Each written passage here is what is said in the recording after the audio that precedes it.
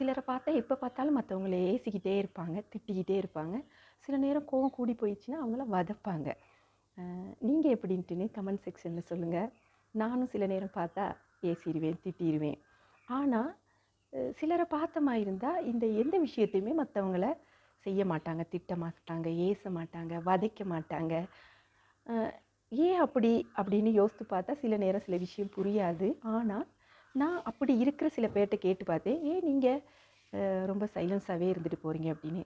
அவங்க என்கிட்ட ஒரு விஷயத்தை கேட்டாங்க, உங்களுக்கு ஒன்று தெரியுமா அப்படின்னு. என்ன அப்படின்னு கேட்டால், நான் மற்றவங்கள திட்டுற நேரம், ஏசுகிற நேரம், உங்களை வதைக்கிற நேரமெல்லாம் அவங்களுக்கு என்ன நடக்குதோ இல்லையோ எனக்குள்ளே ஒரு விஷயம் நடக்குது. ஏன்னா நான் எனக்குள்ளே ரொம்ப அக்லியாக ஃபீல் பண்ணுறேன். ரொம்ப அசிங்கமாக இருக்க மாதிரி இருக்குது. சில நேரம் எனக்குள்ளே நடக்கிற விஷயங்கள்லாம் நெகட்டிவாக இருக்க மாதிரி இருக்குது. சில நேரம் என்னோட விஷயங்களை நான் சாதிக்க முடியாமல் இருக்குது.